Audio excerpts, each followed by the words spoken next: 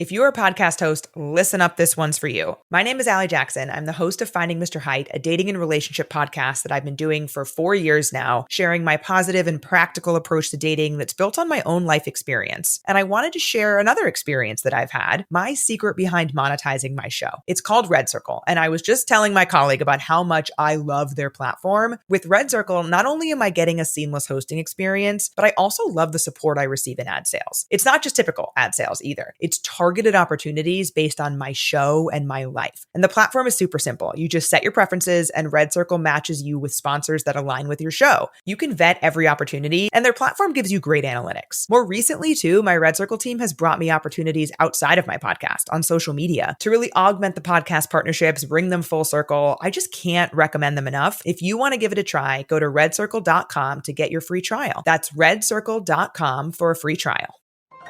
This is a podcast from Minute Media.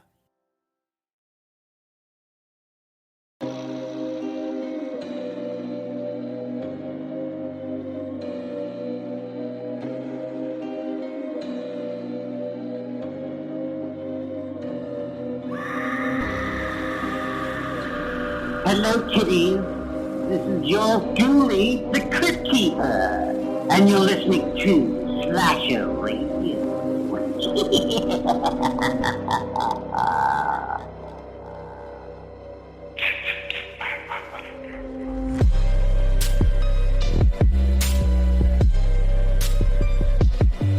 Welcome to Slasher Radio. It was Mikey Bones, Kat Velour, and Rob Humphrey. What's going on? Oi. Guys? What? What? What the fuck are you doing over there? I don't know, man. I'm trying to bring a little livelihood, a little energy to the show. I feel like our listeners deserve it after last week's debacle. Last week's episode was terrible, apparently. Yeah. So we're coming in with a weird energy to fix this week. What? Jeez. Right?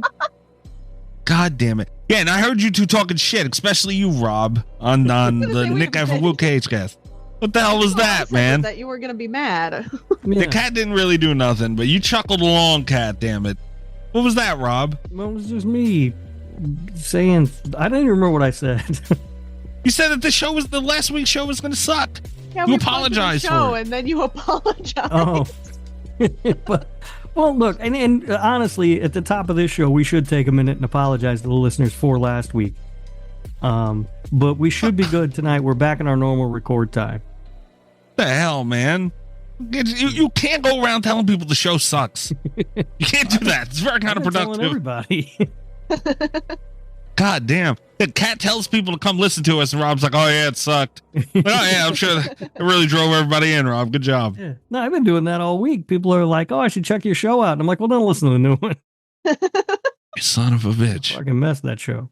That means that you believe that our dissection of the mean one is going to be a better episode to listen to than any of the nuanced conversations we had about filmmaking and storytelling last week for the apology. Well, we'll get to the mean one when we get to the mean one. We sure will. This is week 1 of, I guess, our yearly Christmas. Well, no, I'm sorry. This is week 2 of our year. Oh, my back. God, I'm old. Come on, Bones. Can we get through this shit? Dude, this is riveting. This is what I pulled my back.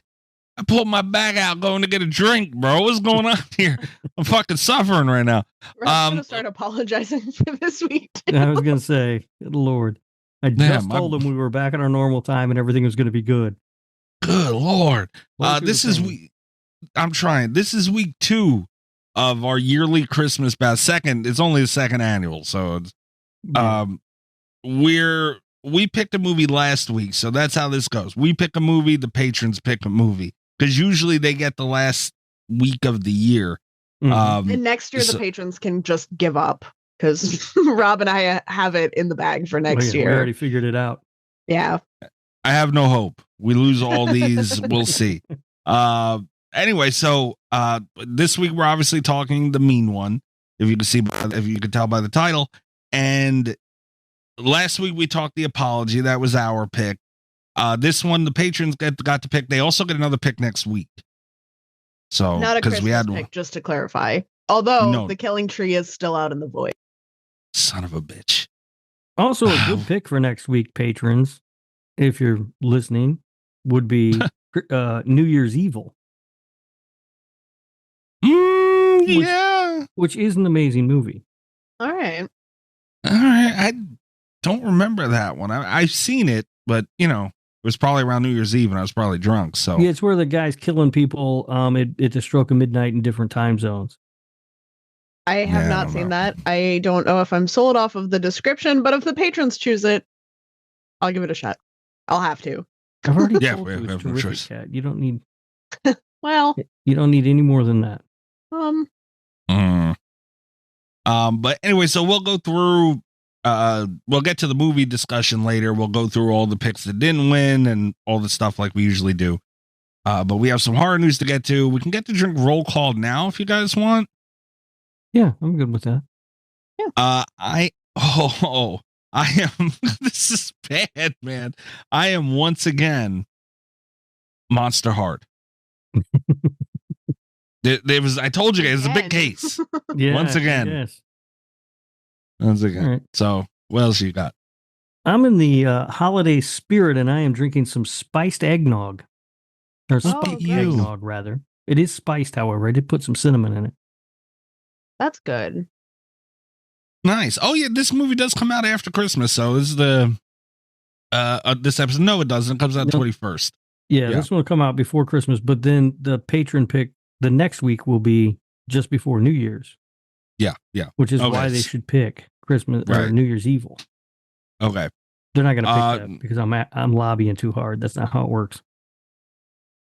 For the record, I think they should choose Barbie because otherwise Mikey isn't going to watch it. Dude, Barbie is amazing, and it's streaming right now on Max. Yeah, I just saw it again. Yeah, really good. Yeah. Why the hell I want to watch Barbie? Everybody who don't want to watch Barbie. That's why I'm suggesting it as a patron pick. Yeah, everyone who's listening should turn off this show and go watch Barbie. God damn it! Stop telling people not to listen to the show. We're really sorry if you're listening to our show instead of watching Barbie.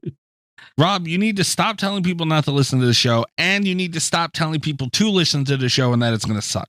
You need to stop doing both those things. Even when you tell them to listen, it's bad. All right. Kat, what about you? I'm drinking Lone Star beer. Oh, okay. Which was harder to find in Ohio than I thought it was going to be, but it was achieved, and now I'm stuck with a bunch of it. So, yeah, it's not very good if I remember correctly. It's not great.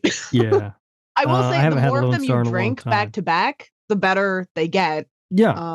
I'm at a place right now where I'm not too mad at it. Yeah, but I have been drinking it for a little while.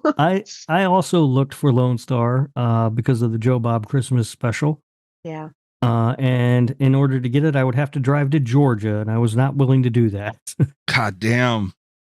I very, very seldom get to watch Joe Bob because I have there are so many things going on Fridays. I usually have my game night on a Friday, and then work is always trying to get me to do stuff on Fridays, and I feel like I have to on the weeks that I can because I usually don't get to. And like maybe 2 or 3 times a year, I get like a rare Friday off where I can watch Joe Bob. And so like I went all out when I realized one of those Fridays was the Christmas special. I was like, fuck yeah, we're doing this. And I got too excited, and now I have a bunch of Lone Star in the house. So yeah. All right. Hell of a deal. Okay, we don't have much news, but do you guys want to run through it real quick? What? I do. I'm really excited for news.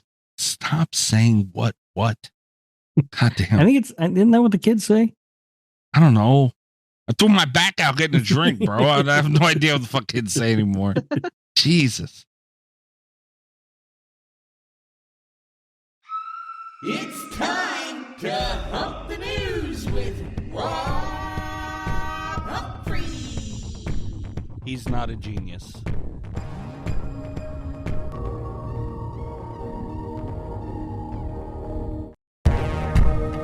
First up, Bambi the Reckoning. There's been there's been an update about the cast and the director. Roxanne McKee was in Wrong Turn 5. They're going to be apparently the star of the film. Nicola Wright, and Tom Mulheron. Which one was Wrong Turn 5? We need code words for the wrong turns like we have for Final Destination. Or I won't be able to remember them. Was 5 Snow or was 5 Concert? I guess. I don't know. Honestly, I can't even set it. All right. I have a box that has all the information in the world in it. I'll just click and look. Oh, wow. Yeah. This is Wrong Turn 5 Bloodlines, and it is a small West Virginia town is hosting the legendary Mountain Man Festival. Oh. All right. So there you go. All right. Well, I'm better knowing that, maybe. I don't know if that's true, but and the director is Dan Allen. Apparently, he's done Unhinged. Is the name of the movie? I've never heard of it. It nor him. Yeah. Nope. But it all sounds promising. You'll love the movie all the same. The both of yous. Unfortunately. I don't appreciate that tone. I'm very discerning about the wild movies that I watch. It's about Bambi going on a rampage. I mean, what's not to love about that? I mean, obviously it's going to be good, but Yeah. Like, why can't you just make a killer deer movie about a deer going on a rampage? Why's it got to be Bambi? it's a lot funnier if it's Bambi. Yeah, it is, Mikey. Come on. All right. Okay, this is super interesting. I didn't give a shit about it, honestly, at first. And part of this is for Huge clown penis. Miss Huge Clown Penis over there, who gives me so much shit about Seven. And you two, who also give me a lot of shit about Seven. Mm-hmm. But apparently it is getting a, what was it, a 4K? They're getting a 4K Steelbook release, and it has packaging and everything else. I didn't give a shit about this until I seen the packaging. I just sent it to you guys, everyone listening. Where the hell is this? Oh, fuck yeah. Take my money. Go to, Yeah, they I can don't even just know. have my money. That is amazing. They can go to Zavvi, ZAVVI.com. What the hell? Is that a real website, or am I going to get a virus going there, Mikey? I feel like I might be scammed. Yeah. I mean, I'm going. Funny enough, the link that Bloody Disgusting has limited. Everyone can also go check it out there. Page can't be found when I went to click it, so might be a scam. No, it is. It looks like a store in the UK, which, I mean, shipping's going to be a bitch, probably. Probably. I'm looking. I might have just I found the Steelbook, I don't But see it anywhere. but it doesn't have like the set. Maybe it's sold out already and they took it down. I don't know. I searched for 7 and I get a shirt for Carlito's Way that came up. That is not. That's pretty funny. Yeah, but I mean, it's got a notebook in it, fragile box packaging, like just all kinds of shit from the movie. This set really, looks really great. Gorgeous. Yeah. The Steelbook is all sold out. And I don't see the special thing anywhere. Which might be why that link doesn't work. They may have taken it down already. Yeah, this article was posted on the 11th, so about a week, less than a week ago from when we're recording this. Yeah. That is too bad, because that box is amazing. It comes with an air freshener, a pine tree air freshener. Oh man. That's one of those like commonplace, ordinary things that you just never quite see the same way anymore. Right. Huh?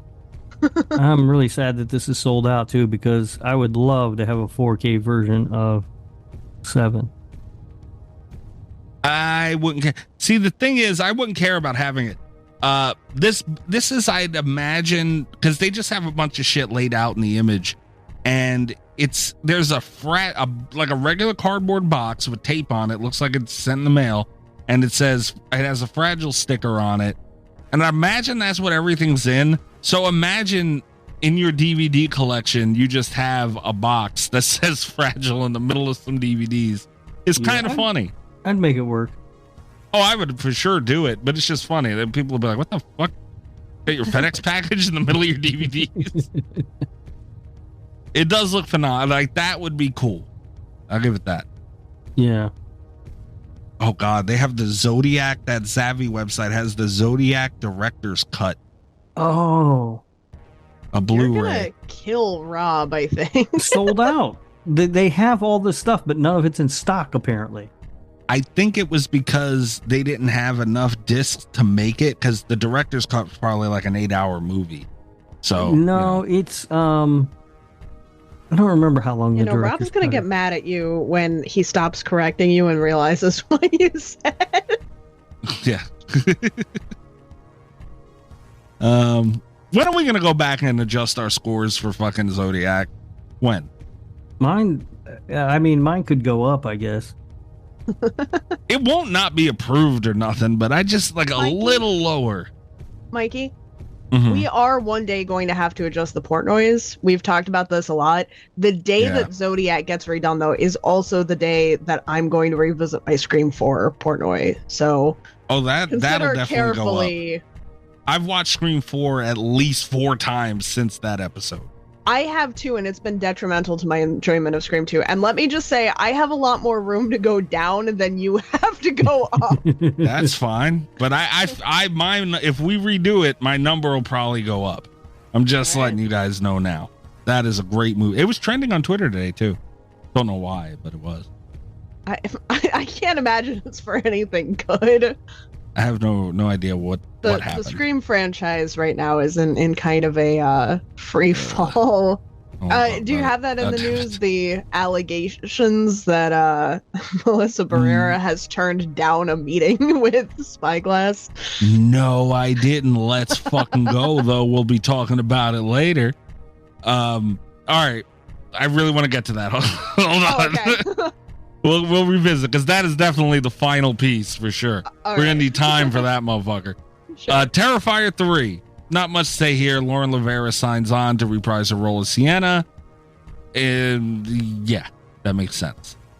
Yeah, I didn't think there was ever a question about that, to be honest with you.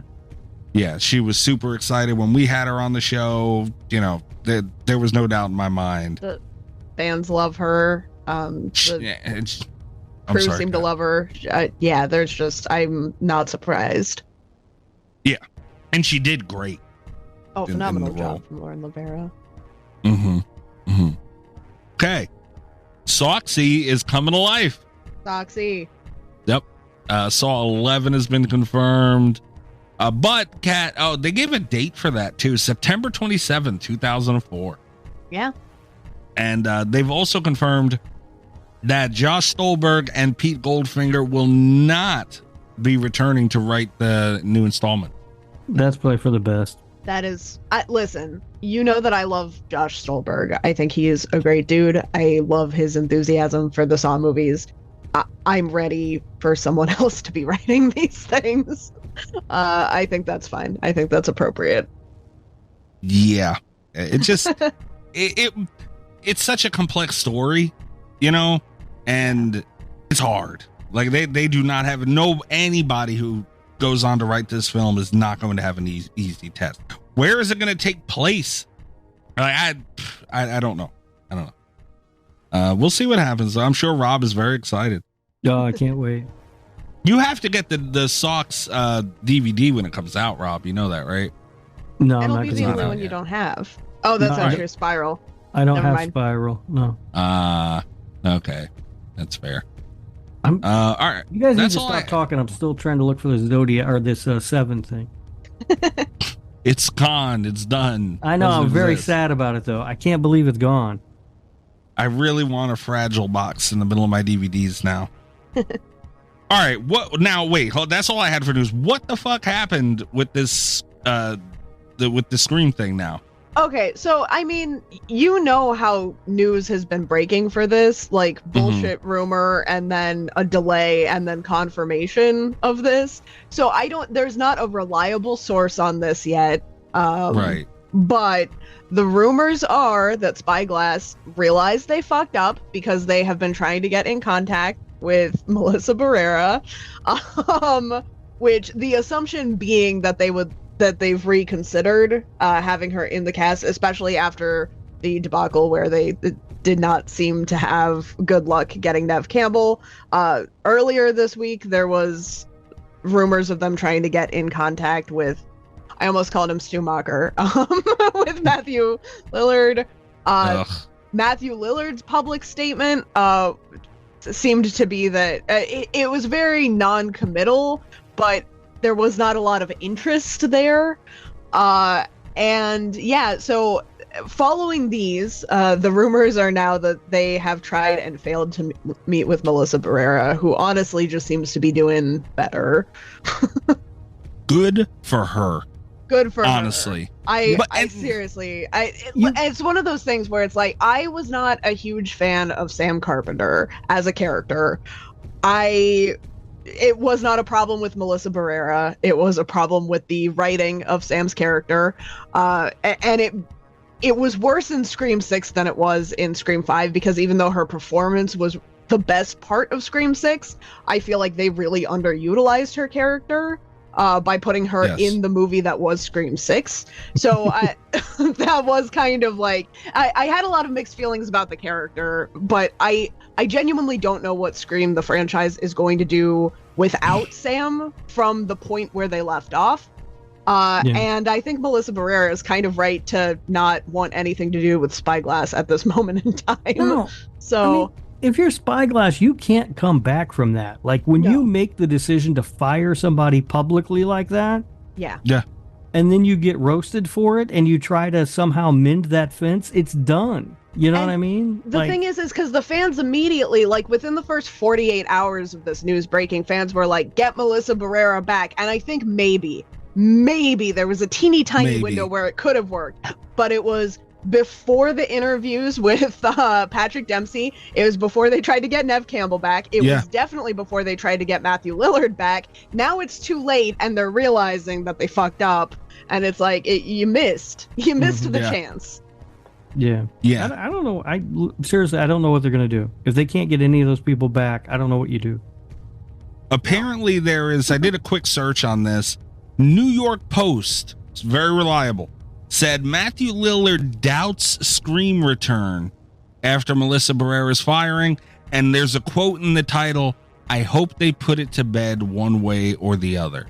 Yeah. Dude, from him, that's crazy. He literally, Matthew Lillard, Stu Macher, said, just stop. Enough. Like a beloved character, too.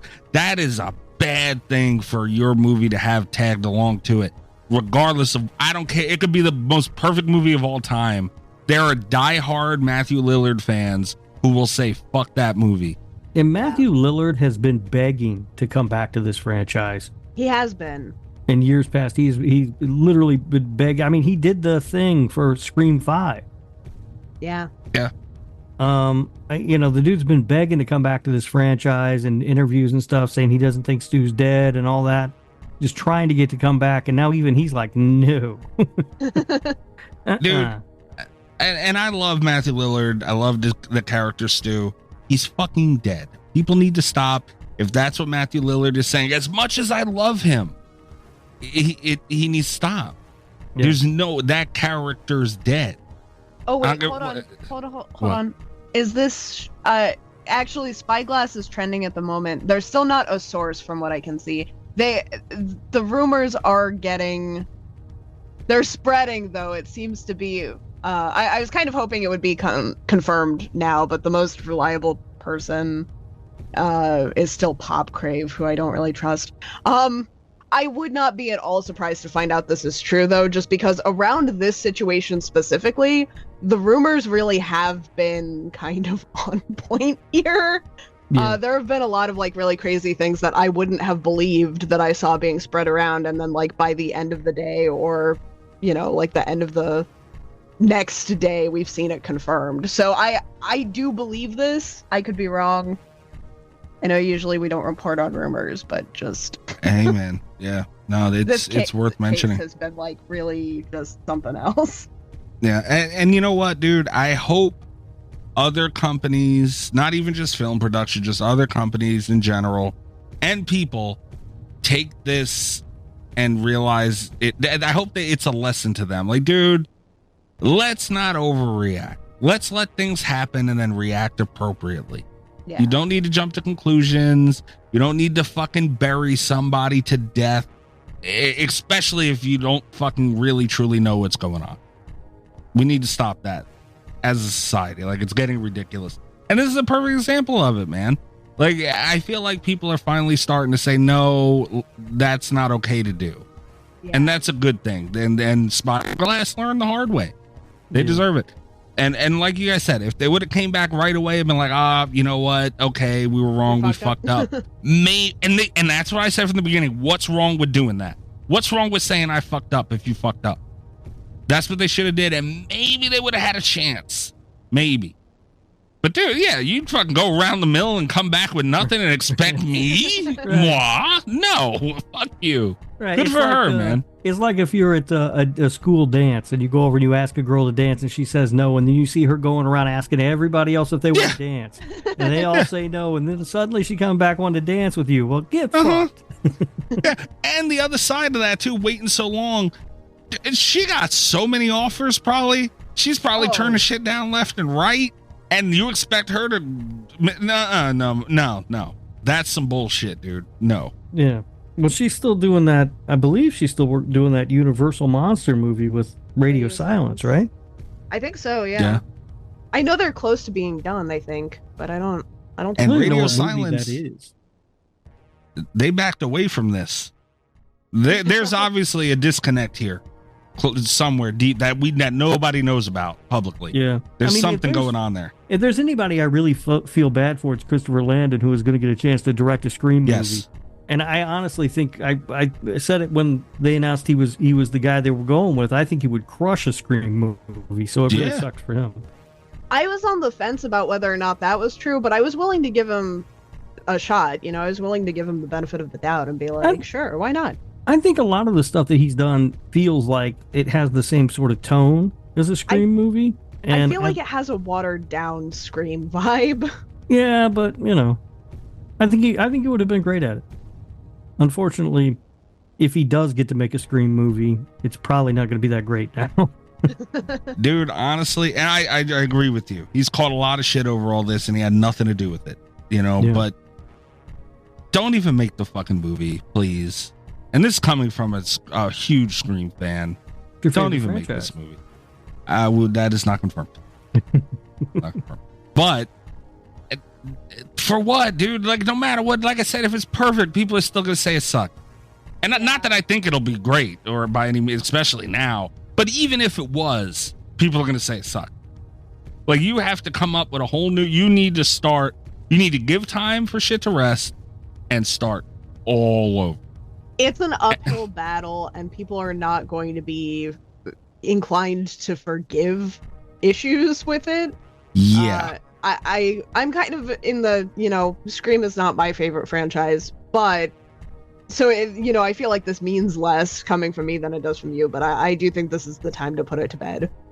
Yeah, man. You know, and it sucks that 6 is going to be the last one, because obviously 6 was building to something, but we're not going to get the end of that story anyway because they lost Melissa Barrera. So, you know, I feel like anything that they do to kind of give us one more move, because I feel like that would be the move, right? Is to, like, if this is going to be the last one, let's do something crazy. But what are they going to do that's going to give any kind of closure when they don't have any of the people working on it, you know? Like, right. I mean, somebody suggested they try to build a movie around Mindy and Chad.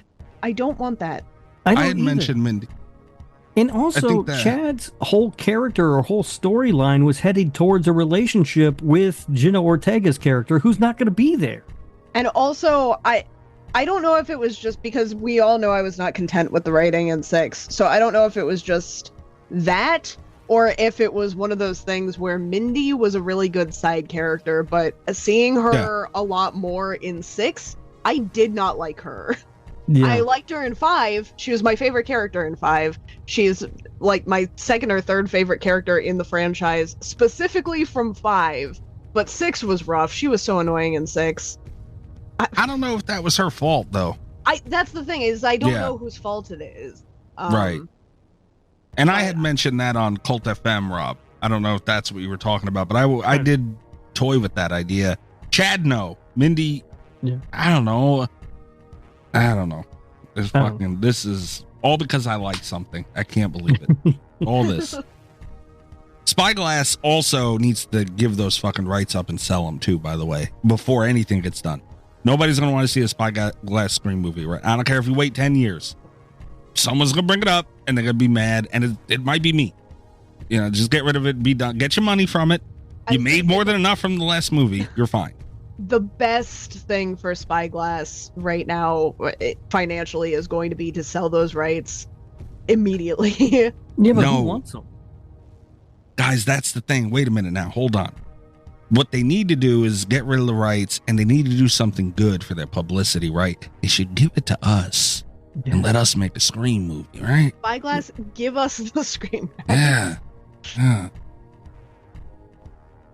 I'll wait for that to happen. Okay. I'm gonna open Scream 7 by killing Kirby. So I'm fine with that. Yeah, that's 2 out of 3 votes right now from the chairman over here. And we're bringing Jill back. Who? Jill? Oh, Yeah. Miss Crazy Eyes. dude, she's less dead than Stu. She is less dead. She is, and she's dead as fuck, and she's still less dead than Stu. Oh, Hey, hear me out though, because Jill could be the one to Kirby. It'll be like a really nice closure. It'll be a throwback to Scream 4 that the fans are craving. Spyglass, do the right thing. I'm gonna email Mr. Spyglass tomorrow. We're gonna start fucking heading up negotiation. And then we're going to have to start a GoFundMe to fund this movie. Big one. All right, Mr. Spyglass. What we have to offer here is about $300, some pink lemonade, and a couple of crates of margarita in a can. Yep. That's We what got a bunch of Monster Hard. Yeah, I got about a 37 pack of Monster Hard sitting in the We can fridge. toss some Lone Stars. Yeah, I was going to say, can we interest you in a 6-pack of Lone Star? I still got that peanut butter beer too. You're gonna have at least 4 of those. Can you imagine the headline? That would be the ultimate like Scream 7 rumor. Is like Spyglass gives away rights to Scream for assorted alcohol from the podcast, and then Bloody Disgusting wouldn't report. They wouldn't say a fucking word. Those sons of bitches, Cat. You're right. God damn it. Kick him in the dick. Fuck you. And everyone will keep waiting for it to get debunked, and it just never. Yeah. Because nobody believes anything till Bloody Disgusting posts it. So they're just like, oh, this can't be true. And they're just sitting there like, these motherfuckers did it again. These goddamn. And you know what? Huh. We could get the best filmmaker in all of Pittsburgh to direct for us. Oh, I bet he'd love a crack at the Scream franchise. Oh, I bet he would. I bet that motherfucker would. And you know what? I will veto that shit because we don't have 4 people, so it can't be even. God damn it, no. That's our movie, Duke versus Ghostface. Oh. We're moving along. No. Don't vote Mikey me, Cat. What the hell? I hope you know that what we're moving on to is you pressing the button, though. So. Oh, all right. I'd rather than news story. I would rather than continue the Duke versus Ghostface. What kind of a disgrace? What's your favorite scary movie? God damn. 2 horror icons facing off. I hate you. Go back to turning tricks and old folk and you pain in the ass. This is the Gabagooley Mystery Corner. My back hurts. This is where our listeners anonymously send in racist Italian memes making fun of me for being Italian. The memes themselves go up on Patreon. We describe them on the show. Mikey, I have something to tell you. I have some bad news. What? We have a new person submitting Gabagooley Mystery memes. Wait, hold on. There's no fucking way. This is a new person? We got a new recruit. A new person. Who the fuck did this? You know, it's anonymous. I have to protect his or her identity. Fuck their identity. Why are we getting new people doing this shit? Hold on, wait a minute. Before I even look at it, Rob, stop laughing. It's bad when Rob laughs. Does this person listen to the show? I believe so. I believe he does, yeah. All right. Here we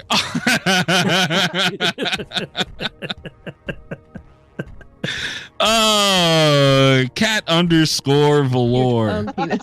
God damn.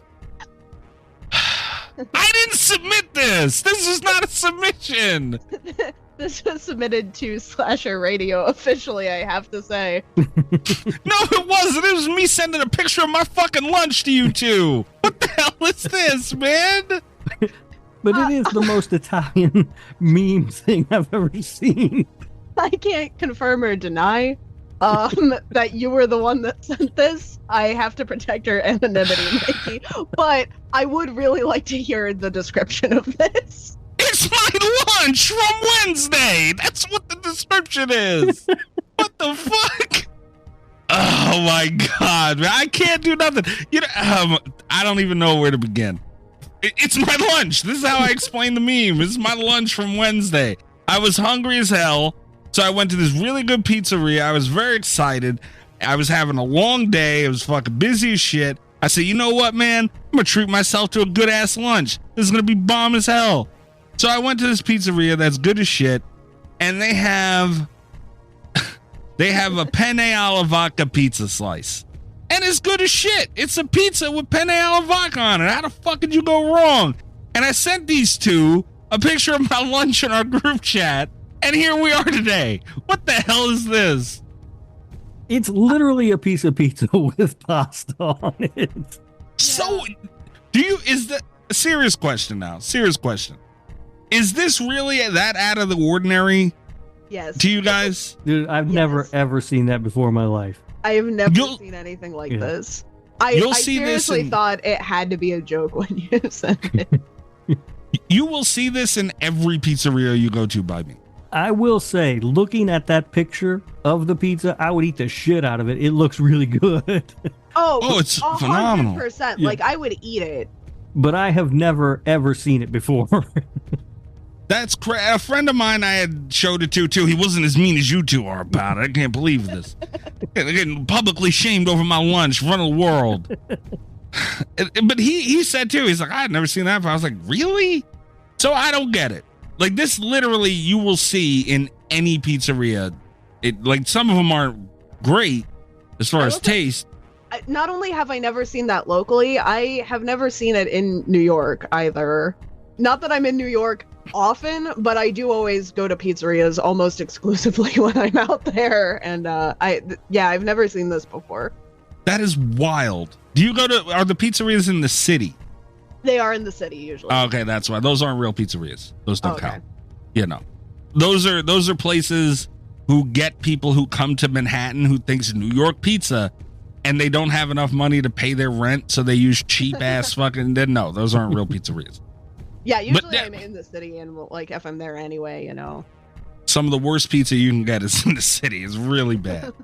But yeah, no, this is super common around me. So I didn't think anything of it. Like, I didn't think it was that racist to you guys for me to have. I guess I can't have lunch. I don't think it was racist. I think we just wanted to celebrate your lunch. Yeah, I mean, look, this is a celebration of Wednesday's lunch. Celebrate my lunch. Unfucking believable. I can't do nothing, huh? Like, I can't have lunch. I can't do anything. I was so happy too. It was so good. It was such a busy day. I was like, damn, man. All right, I'm going to enjoy myself. And that's what I get.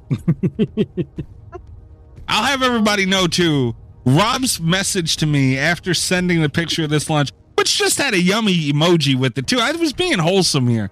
Rob said to me, seriously, ? You couldn't be any more of a stereotype if you were trying right now, is what the man said to me. Motherfuckers, bro. Good times. Oh, yeah, great times. You know what else were good times? What? The 1999 Welcome Back to Brooklyn Festival, where Tony Danza was crowned the King of Brooklyn. What? Yeah. He ain't no damn King of Brooklyn. What the hell is that? No. According to the fine folks at the Welcome Back to Brooklyn Festival, he was named King of Brooklyn, and I think they would know. I ain't never even heard of that, man. The Mount Carmel Festival in Brooklyn. Saint and a king? He is. What you're saying? No. He ain't no damn saint. The Mount Carmel Festival in Brooklyn is the only one that matters, and that ain't no damn welcome. Never even heard of that. Stop with the Danza stuff. You just seen I got harassed over my lunch, dude, and this is what you had to do. Well, we learned tonight that there is a new anonymous submitter to the Gabagooli Mystery Corner. No, there's not. I also think that could be a lead for the fleshlight situation. Oh, yeah. This is the first have on who's submitting these memes. That's right. Maybe it was you all along, Mikey. I hate the both of you. But I do have good news, Mikey. What? As of right now, we have 2 Tony Danza fun facts left. Oh, that's not bad. Yeah. I don't have any hope. I've heard this before. I don't want to fucking. I'm not I mean, it's kind of perfect because it looks like it'll kind of finish out the year. Oh, great. The year of the Danza. That's wonderful. I've had a great time. I will tell you that I still have 12 memes in the old folder. I did not have to use one this week. Oh, great. That's wonderful. I'm glad I could help. Unfucking real. I'll have you guys know the fleshlight situation. There's still no with that one meme that got put. It sounds really weird. If anyone hasn't listened to this show before, just the fleshlight situation. It was a Gabagooli Mystery Corner meme with pasta and fleshlights. There's no gain on the process of figuring it out, but I'll have everybody know this is both informational and a threat. The Oompa Loompas are getting into data mining. Oh, that is a threat. Yeah, we're gonna get to the bottom of this shit. Did you guys see that story about Hugh Grant? No. He's all pissed off about having to play about Oompa being Loompa. an Oompa Loompa. Yeah, Fuck. I did. There's that new Wonka movie coming out, and Hugh Grant's an Oompa Loompa in it, and he's mad as hell about it. Why would he be mad? He took the role. What the hell is he mad about? It's so weird. He ran around as an Oompa Loompa. It was such a funny interview too, because he was just like I don't need to work, and it's like, Hugh Grant, you have so much money. What are you talking about? And he's like, I've got to raise my children, and it's like, you're being an Oompa Loompa. You've got to lean into that shit. Yeah, he was very irritated about having to be an Oompa Loompa. God damn it! This is a bad, but this episode sucks. Hey guys, like it sucks. Fuck. Do you think we could get Hugh Grant to come in and help with the investigation? Maybe that'd be kind of nice. Mr. Grant, have you ever gotten into any data mining? And can you fit underneath someone's passenger seat in a car? We can't pay you for this right now, but there might be a Roll and Scream 7 for you. We can give you a leading role in Scream 7. Case of margaritas in a can. However, that just you're be our going to have to currency? be the voice of Duke. Oh my God. All right, we're taking a break. I need a fucking break. I need a break. We're not taking a break. I need a break. All right. And we'll be right back with whatever the fuck we're talking about this week. God damn.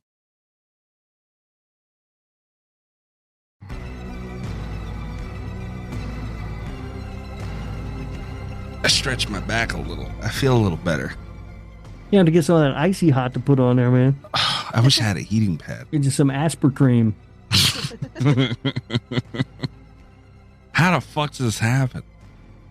All right. Where are my notes for this fucking thing?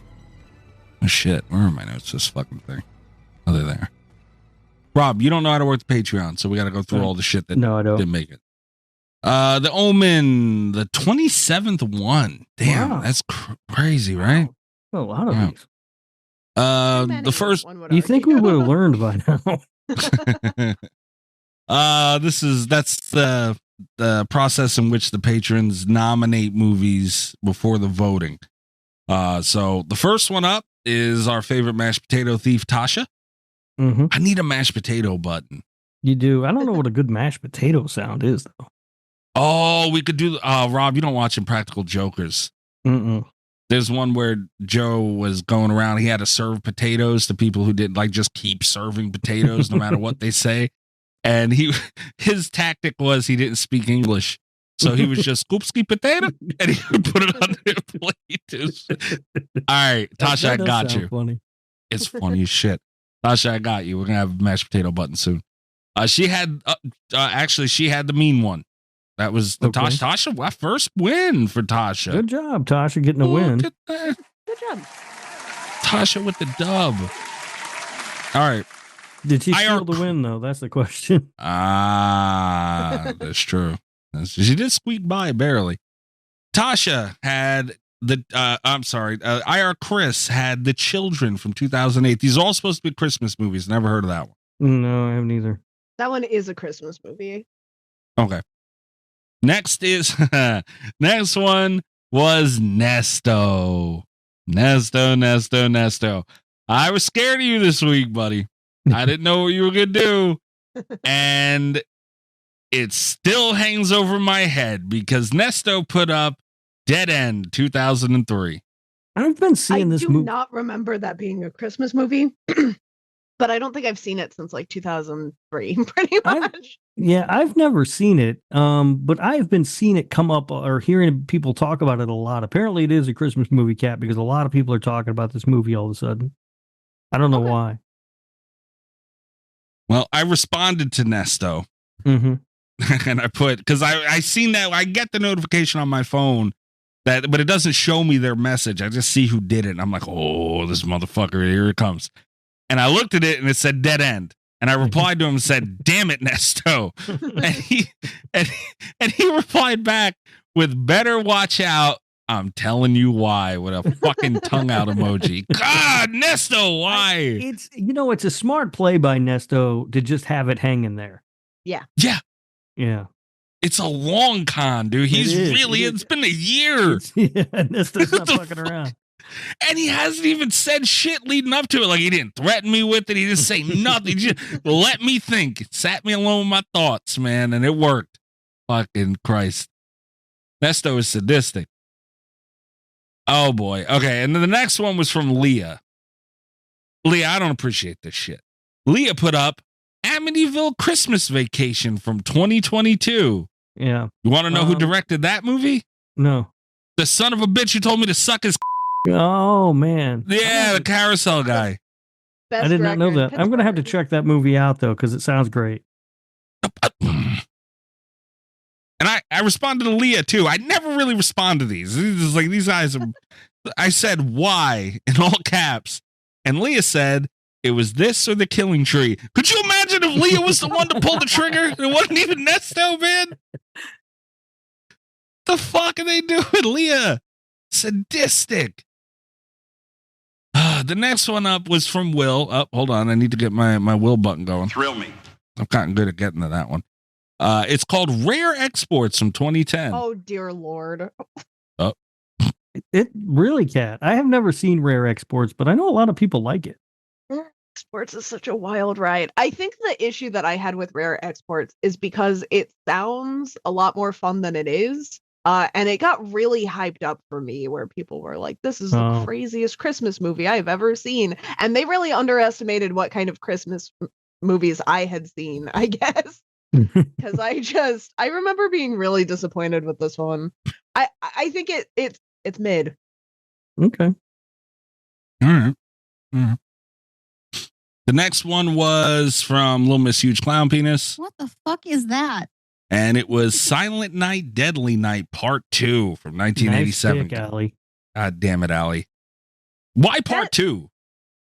Because it's better than Part 1. I think the thing with Silent Night... I'm not so sure it's better than Part 1, but I enjoy both of them. I'm okay not... like, if you're trying to win a contest and you've got to pick a solid Christmas horror movie, I think that's a fine pick. I'm kind of glad I don't have to watch it again this year because I just I rewatched them last year and they're not every year movies for me. Yeah, I can see that. Also, Silent Night, Deadly Night Part 2 is really just kind of Silent Night, Deadly Night, but with it is like 30 little extra stuff. Yeah, it's mostly the exact same movie. Yeah, well, we all know at the beginning of Friday the 13th movies, Mikey. They do like the previously on Friday the 13th recap. Yeah. That's what this movie does, except for it's like a third or a half of the movie. Unbelievable. Allie never picks good movies, so let's just be clear about that. True. Well, she chose Velocipaster. Yeah. Thank you, Kat. I appreciate it. And Silent Night, Deadly Night Part 2 is a fun pick. I mean, there's nothing wrong with the pick. Allie doesn't pick good movies. And I get to talk shit and she can't say anything, so that's pretty nice. Hell of a deal. Okay, the last one was from Greg. Oh, hold on. God damn. Getting confused with my buttons. Kick him right in the dick. And Greg put up Santa's Sleigh with the WWE superstar Bill Goldberg. All right. I am really happy this one did not win. I am super sad it didn't win. This is the one I was pulling for the most. I wanted it to win. I'm stunned that that Greg didn't put up Black Xmas because I know he loves that movie. But it was a solid pick, Greg. I appreciate the effort. And there was a point because Mikey, you filled me in at one point to let me know that it was winning at one point, and I was super excited. I was super really pissed glad that I did not watch this when I first saw it, because when you sent that picture that it was ahead, I was like, I'm just gonna watch it now and get it out of the way. I'm really glad I didn't. The hate cat coming I from don't like that movie. Santa's Sleigh, starring WWE superstar Bill Goldberg, is God, stop saying that. Frustrating to me. Also, how much fun would it have been to do an entire episode with me saying the full title of that movie every single time I said it? It'd be a 4-hour episode. Cat will pass out in the middle of the show. No. Santa's Sleigh starring. Santa, yes, that is true though. Santa's Sleigh starring WWE superstar Bill Goldberg. There you go. Was winning at one point. I was very angry. This one, honestly, was a 2-horse race from beginning to end. And the wrong horse won, I will tell you that. It was 63% for the mean one and 38% for Santa's Sleigh. The Patriots, they'll switch their votes in the middle of the go too. It's very bizarre. Yeah. Yeah. So yeah, I was heartbroken to find out that Santa's Sleigh starring WWE superstar Bill Goldberg didn't win. But there's always next year. Okay. Yeah. I would, you know what? Or if I have to wait, nominate it in March. Y'all watch it. Look, you motherfuckers already have one Christmas movie over my head throughout the year. But Mikey, Santa's Sleigh starring WWE superstar Bill Goldberg is a good movie. No. I don't believe you. Don't listen to Kat. She doesn't know. No, Kat doesn't know, but I mean, I think she just so happens to be. I think she just so happens to be right here. That can't be good. It's a good movie. It's a lot of fun. I really like it. Unbelievable. So here we are with the mean one, though. And I'll have you guys know, too, I reached out to friend of the show, David Howard Thornton, Art the Clown, and the Grinch in this one, although apparently we can't say that. Can't say that. Yeah, can't say that. And, just let him know that we're talking about the movie and, hope he's doing good. I hadn't done that. He's already fucking doesn't like you, so yeah, I don't he's not gonna like me anymore if he listens to this. I can tell you that right now. Oh, well, he said he replied and he said, "Oh, thank you so much. Same to you all. I wish them happy holidays as well." Okay. And he said, "I hope you all enjoyed our silly little film that could." Aw, come on, Rob. Look, I wish him nothing but the best. Happy holidays to Mr. David Howard Thornton. He was very good in this movie, by the way. Yeah, I throwing the best thing I have to say about this movie right out the gate before we even start the discussion. I really liked his performance here. He is a friend of the show. I'm already a fan of his, but I genuinely, he was a star in this. And if the movie had been more focused on him just creeping around as the not Grinch, I would have loved this so much.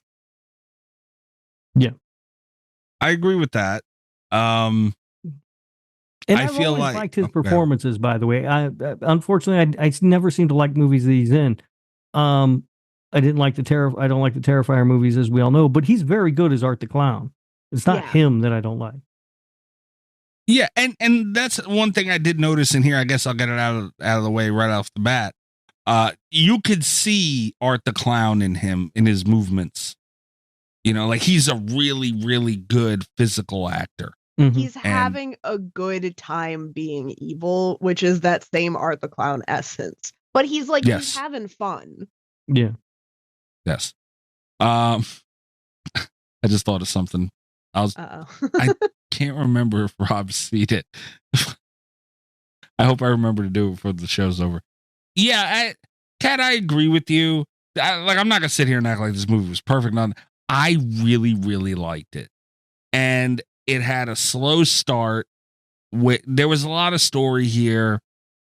I don't think the performances were terrible. Like across the board, I don't think they were awful or nothing. You know, like this isn't a movie that had a big budget and, you know, super experienced actors other than, you know, David, who's been in, I feel like he's been in more popular films than more so like a wide range of experience. But the dude is clearly a fucking pro. You know, there was nobody on his level in this movie, but it didn't need all the story. And I feel like it was only like an hour and a half movie. If you cut some time off of it, you're looking at a short film. But man, I think they did really fucking good. It was fun. It took a minute to get there, sure, but I think they were kind of proud of themselves for dancing around the Grinch Who Stole Christmas thing legalities the way as much as they could. And they set up a lot of story with the Newville and all that stuff. And you know what, man, if it got us to about the halfway mark of this movie where it took off, fine, deal. I'm in. I like this one a lot, guys. I liked David Howard Thornton in this movie. I wish they would have had more of him. I do. Other than his performance, I liked virtually nothing else. Nothing? No, I did not like this movie at all. And unfortunately for me, I've had to watch it now twice in just over a month. I don't think it's fun. I don't think it's funny. I don't think that there's just nothing that other than his performance, there's nothing else that I like. I didn't think the other performances were good. I don't think the script is very good. I just was not a fan. I'm really upset right now. Kat, I can't tell which side you're on with this one. Like truly and truly. I feel like you're more towards Rob's end, but where do you truly stand on this thing? It's frustrating. I am more toward Rob's side. And probably a lot closer to Rob's side, honestly.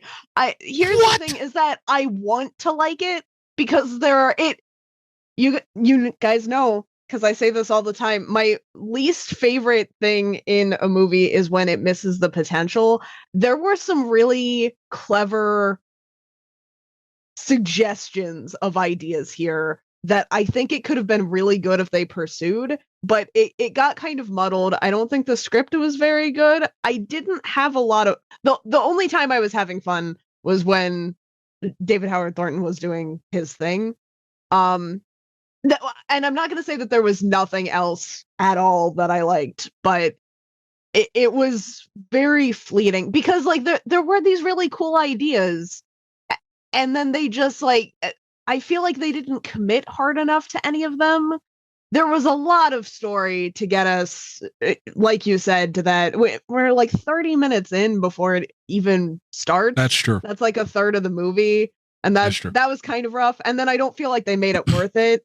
A couple of the biggest like script sins for me, they had this really cool element in there where like she's trying to get pictures of him and they're really blurry, and it reminded me a lot of the pictures that Rob sends into the group chat of Bigfoot, and it's like I did think of that a little bit. Scientific evidence of the existence of Bigfoot that Mikey just closes his mind to. But like they're trying to wait, Kat, hold on. I can't let that go. I'm sorry, Miss Valor. Continue. But like I really, because you know they do have the rights issues, and I think a really clever way to get around that would have been to make the mean one kind of a cryptid. You know, like I think that was a really inventive angle, and they didn't really commit to it until the end after he had already died. And then it's like, ooh, look, it's Newville, the town, the small town where people look for this dead cryptid. Like at that point, I just didn't care enough. Even though I think it could have been interesting, and it's the same thing with the movie as a whole. The entire premise is built upon like we're going to subvert the whole mean one thing. And she goes through this whole like revenge is bad. I've got to learn to forgive myself. The meaning of Hanukkah arc or whatever, and it's fine. It's acceptable, I guess. But then it took all of that. It took 20 years in movie and 190 some minutes, you know, or God, I can't. And like, the 90-minute runtime for us to get to the point where it's just like she basically forgives him and kills him with kindness anyway, which was in the rhyme at the beginning.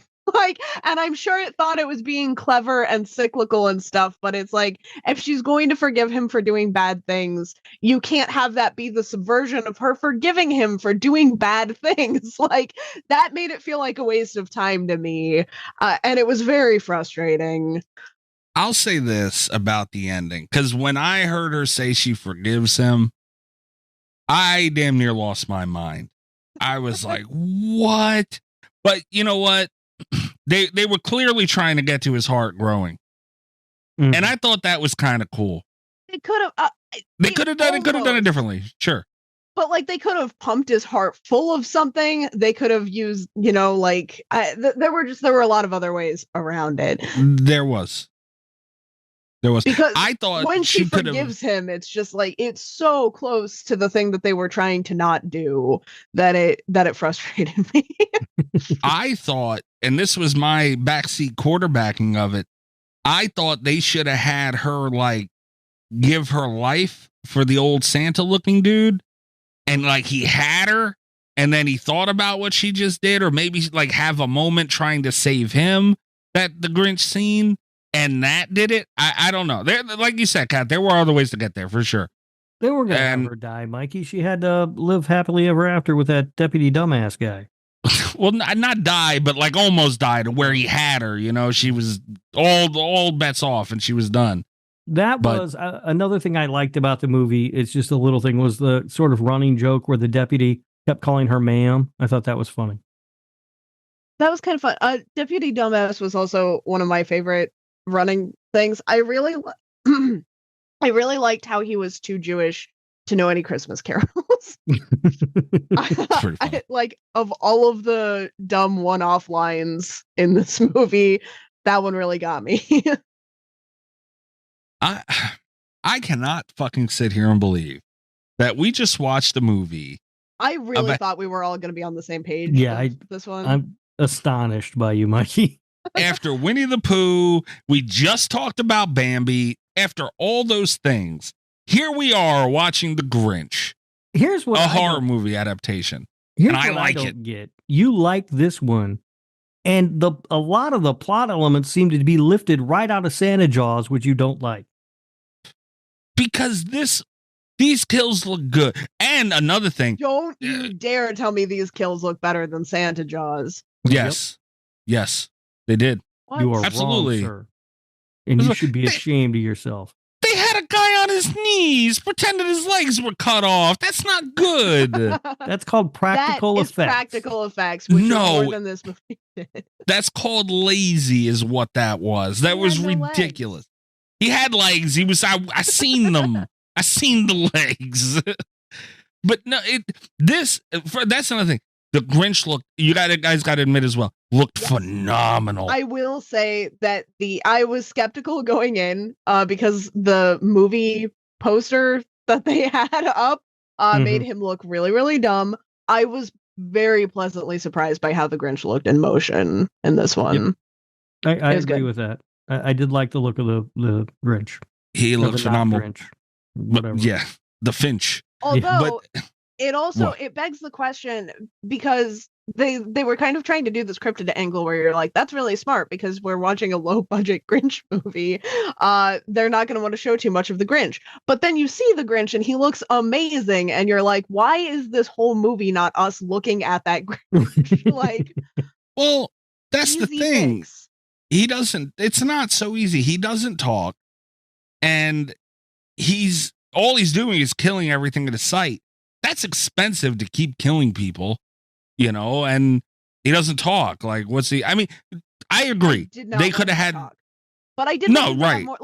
Because this is basically Christmas Art the Clown. I wanted him to just have fun. Like, maybe not to the extent that Art the Clown was, because I think if we get into like torturing grounds, there's a point where it stops being a Christmas movie. But you know what? Right. Like the tormenting and the like dancing around and the taunting of people, like, Art does a lot of those things that I think it would have been very natural to incorporate into this. They could have had some of that runtime. Don't speak too fast about the brutality and torture taken away from a Christmas movie, because Terrifier 3 is going to be set at Christmas. Yeah, but that's Terrifier. I've already explained that I'm not a big fan of that. I'm just saying. I mean, I'm there for that. Terrifiers kind of carved their own like we know what Terrifier is going to be. No, we don't know too many like this. We don't need a lot of movies doing Terrifier stuff because then it's not special anymore. But I agree with you, Kat. There could have been. I was thinking there could have been more of him like in his cave up in the mountain thing. Yeah, a la Jim Carrey. To see the Grinch lair. Yeah, man, that'd have been dope. And I get what? They don't have the dog. They didn't have the dog. Maybe they can't have the dog though. As a kid, when I watched the Grinch cartoon every year, the dog was always my favorite part. Max is the best part. Yeah. Yeah, and they didn't have a dog or a dog stand-in or nothing. They might not have been able to be fair. We don't know. They could have just given him another pet. They could have been like, here's the mean one's pet raccoon. And I would have been like, the spirit of Christmas, of course. Like, I don't know. They could have gone a little bit more whimsical with it. And I would have loved, again, I'm not asking for a lot of backstory. I don't want him over-explained. But the inconsistencies, I would love this whole... I'd love a little bit more insight into why he'll wear the Christmas necklace and the Santa suit and everything else, and then just go rabid for Christmas stuff. Like any kind of context into this would have been helpful. Yeah, I think the lack of whimsy in the movie is sort of the thing that makes me not like it that much. Like it feels like it's stuck in some sort of weird middle ground of wanting to be like a brutal, serious horror movie with the kills and stuff. And also wanting to be like fun and look at us, we're making a Grinch movie. You know what I mean? I love that though. I wish they had leaned more into the fun side of things. I wish they had leaned into either side. Huh? I wish they had leaned more into either side. Because something more whimsical, I think that could have been more like Santa Jaws than this. Santa Jaws is just like a Hallmark Christmas movie that happens to have a killer shark in it, and I love that. I love that attitude. Yeah. Or like, they could have made it more serious, and then it, I guess, basically would have been Terrifier 3. But that's appropriate for a movie that has to be stuck at Christmas. But when what we do see of the Grinch's lair is just like these mangled body parts and stuff. Like that's not. I don't want to see that. That's not fun. It's the Grinch. Make it kind of fun. I thought it was fun. See, this is why I like it. You guys asked why earlier. This is why, because it has both sides of those. I feel like the movie Santa Jaws and the other ones, they don't have enough of the horror side. Yeah, and you hate fun. I don't hate fun. I like the Grinch movie, man. What do you mean? This wasn't fun. She threw a fucking Christmas ornament grenade. She had a candy cane shotgun, which, by the way, Cat Velour, I'll have you know, I discussed Anna the Apocalypse on Cult FM this week. Don't listen to that episode. I started it and left. Don't do it. But I'll go ahead and say it. That's better than Anna's candy cane. There, I said it. That gun was just a gun painted like a candy cane. Like it wasn't like made out of candy canes. Doesn't matter. And I think that's right. Perfect amount. This is what frustrates me about you so much, Mikey, is that you'll watch something where it's like, this killer runs on the power of imagination and we're going to have a whimsical Christmas adventure with death. And you're like, none of this makes sense. I hate it. And then we have this where it's like, we're going to take the time in an actual attack to paint a gun like a candy cane. And you're like, that makes sense. It's whimsical and fun. It's like, no. They live in Newville, man. They probably just had it. It probably came like that for all we know, man. They don't have Christmas stuff in Newville. Where would she have gotten that? She might have had it, man. I don't know. That's the thing, though. The Grinch was the Grinch throughout. Like, they made it. They really stuck with it, man. They had the narration throughout the movie. They had the dude who looked like Santa. They really kept me in the fucking zone. I didn't leave it. They didn't make me leave it. I like that. They kept me zoned out. I say it all the time with the leprechaun. Throughout the whole movie, he was a fucking leprechaun through and through, and the tone stood the same. It had a lot of horror aspects in it, both sides of things. That's what I like. This had that. I'm here, goddammit. I don't know how. I wasn't looking forward to this at first. I wasn't. I've been poo-pooing this for a while. Here I am. I can't believe it either. I don't think you know what whimsy is. I didn't say it was whimsy. I know what whimsical. I'm not saying it's whimsical, but child. No. What do you? I don't understand how you guys don't like this one. I feel like this is a bit. Like I don't get it. No, This was the one we could have all came together. We could have had another Christmas miracle, and you guys ruined it. No, this was not gonna ever be the one. I mean, I saw Anna this. the Apocalypse could have been the one. Yeah, the Apocalypse. Yeah, I saw this like just over a month ago, and I told you it was trash. I don't believe you when you say a movie's bad. I don't believe you when you say a movie's good. I'm going to believe you when it's bad. Why would you think I would like this if I've already told you I thought it was trash? I don't know. Rewatches. I have no idea. There's no way. Yeah, I can't believe it. Right. That's a valid point. You're right. Rewatches do make me change my mind on movies pretty quickly sometimes. And it was fun to I'm me. really surprised I didn't like this because I was all on board when the trailers dropped. I was sad I didn't get to see this one last year. And even when Rob said that it was terrible, I was like, well, maybe he just hates fun.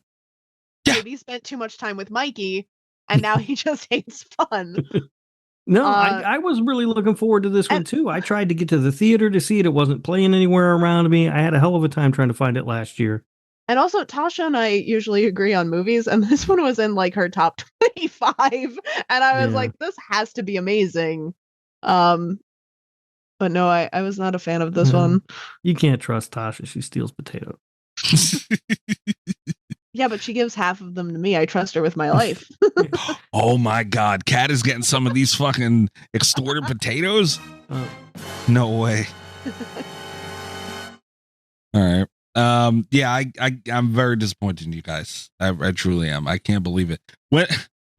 When he was about to say Grinch and the bartender yelled Finch, man, I don't know. It was so funny. They did it a second time. Yep. It was good. The only thing I liked about that joke is that my brother has a friend named Mike Finch. Well, hold on. Wait a minute. You brought up your brother now. Hold on. Wait. Oh, fuck. I don't remember which button it is. I'm going to be honest with you. You're saying I was right. Nope, that wasn't it. Oh, maybe it's this one. Ass and titties, ass and titties, ass and titties, ass and titties, titties, ass and titties, ass and titties. Keep going. Ass and titties, ass and titties, titties. That was fucking legendary.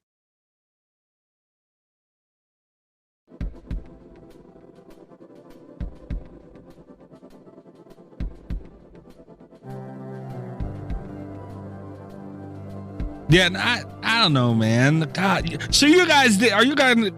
I gotta get this clear. So you guys didn't like the Santa party scene? Here's the thing about the Santa party. That was when he was murdering the Santa Clauses that were attending Santa Con, which is the worst con ever, and a weird time to have it because it's Christmas time and they should be working as Santas somewhere. But it also seems to be a con that takes place entirely on a rented bus, to which they travel to Newville in the middle of nowhere and go to a dive bar. So it didn't make any sense, but fine, whatever. That scene when he's murdering all those people is the best scene in the movie. Okay. All right. Fine. We can proceed as a community now. Yeah. I was going to say, if you guys didn't like that, come on. That was the best part. I also love that he didn't kill the waitress or whatever because she was great. Yeah, man. Like when he had his fingers poking up over the booth, and man, I love David Howard Thornton, man. And I've said this to Damien Maffei as well, even though Damien kind of poo-poos the whole, mass killer or, a silent killer type thing. And I tell him all the time, that's bullshit. And it's not easy to do. And you did a really good job. Why the fuck can't you just realize that? Because he says anybody could do it. Not everybody can do it. And granted, it might not be the most difficult part of acting, sure, but still, it's a talent and it's not easy. And if they had someone else who didn't know That, I think just it would be more difficult if everyone had to do it to the level of David Howard Thornton. Yeah. I mean, David Howard Thornton is a very expressive actor. Yeah. And it works. He plays these kind of roles great. I do look forward to the day to where we can see him in a role where he talks and stuff. But because he's very funny, yeah. Yeah, but he's great. He's great as I like him as Art. I just don't like the movies that Art is in. I liked him as the Grinch. I just didn't like the movie that the Grinch was in. And that scene was fun. I liked that a lot. And they came up with some interesting ways to kill people and stuff, but that was it. So however long that scene is, that's the good part of this movie. The rest is trash. A Christmas ornament grenade, guys. Nothing? Nothing. I got nothing for that. Unfucking believable. It feels like if you had they had didn't to go all fight the the way. Grinch with the power of imagination, I would have been for it. No, see, I didn't look at it as they didn't go all the way.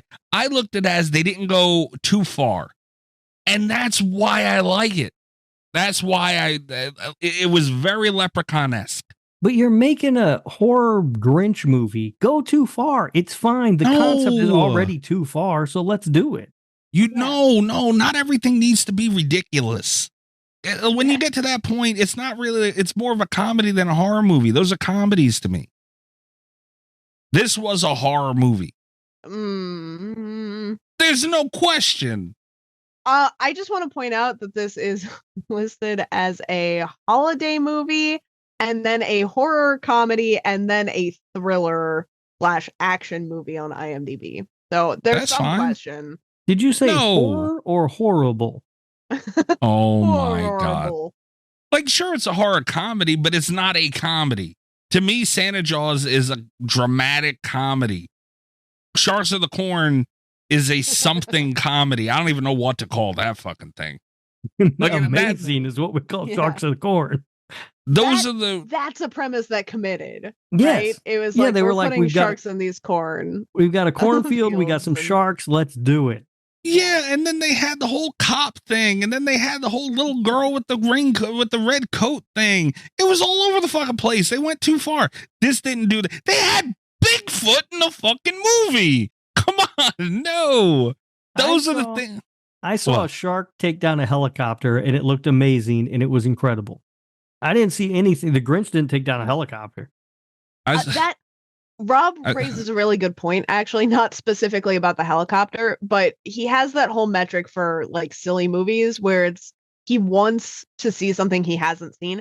I feel like this could have been any slasher that wasn't the Grinch, and it would have been about the same quality. Like, I didn't see anything new here. There was nothing revolutionary here to me except for the amazing masked killer prowess of David Howard Thornton. Like, I seen Titty Out Girl die in Sharks of the Corn, then I lost interest. That's a you problem. I don't know how you weren't more interested by Titty Out Girl. Oh no, that's what I said. Once she died, I was done. I was interested. She died. I was like, oh, okay. We had sharks in cornfields with, I mean, what I'm assuming were groundbreaking special effects. The special effects were better in Sharks of the Corn than they were in the mean one. I'll die on that. Wait. What? Wait, hold on. There's no way you mean that. The bottom of my soul mean that. How you could say that? The Frisbee scene with the kid. I am not going to remember a damn effect in this film. I will carry the blood splash effect on a separate layer of Sharks of the Corn until I die, and I mean that in the best way possible. You mean the Kool-Aid? Yeah. That was Kool-Aid they splashed. Wasn't even blood. It was Kool-Aid. It wasn't even Kool-Aid. It was a digital effect. Like, they added a layer in post in like Windows Movie Maker and splashed blood over top of that, including the margins of the film, and it was amazing. 10 out of 10 effects work. I have seen this movie now in the last, I would say 34 days. I've seen it twice, and I already don't remember most of it. I don't understand. Including once today, I watched it and I don't remember much from it.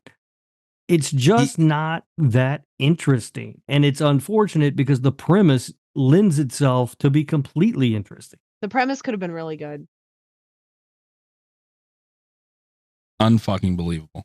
Unfucking believable that we're here. I mean, look, I expected to come in here today and fight Cat. What? Yeah, I thought this was going to be a me fighting Cat, or we were all three going to agree. I never in a million years pegged Mikey would be the one of us that would like this movie. We can never just get along on this fucking show. We could have, though. Ever. We could have. Well, we could have if you two didn't go rogue. What the hell, man? This was lined up. This was lined up. I don't feel like we're the two going rogue here. Unbelievable. And this is why we should have done Santa Slay starring WWE superstar Bill Goldberg. We would all agree that it was amazing. Well, you know what, though? No, fuck you guys. I deserved this one, man. I really, truly did. Attack of the Killer Tomatoes and Jack Frost 2, I deserved to like this damn movie. Jack Frost 2 was amazing. Yeah, Jack Frost 2 sucked. It's another title I'm getting tired of reading the whole thing of. Attack of the Revenge of the Mutant Killer Snowman. Fuck. Not gonna lie, part of me does wish that Jack Frost 2 had Goldberg in it. Because then it would be Jack Frost 2 with Revenge of the Mutant Killer Snowman starring WWE superstar Bill Goldberg. They missed out. I have one other major complaint about this movie, and that is that the devious plan concocted by the mayor and the sheriff was they started a website. Like, that was the whole plan. It's funny. Yet they're treated like they are the worst criminals ever in the world because they started a website. It's so stupid. I don't get it. There was another thing. They were putting like wanted posters or something, and I can't find my notes for what exactly it's. Oh, it said big furry green. Like, that's funny, man. God damn it. If I have one thing, I'll get one negative thing out before we start wrapping it up, because I assume that's where we're heading. But the one negative thing that I had, at the beginning was a little too long and without the Grinch. Obviously that was a thing.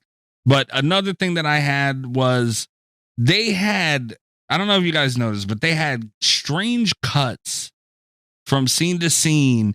And the audio in a good amount of them, especially during that Santa party scene, were very off. Yeah. And it started driving me crazy a little bit because I'm a little neurotic with audio.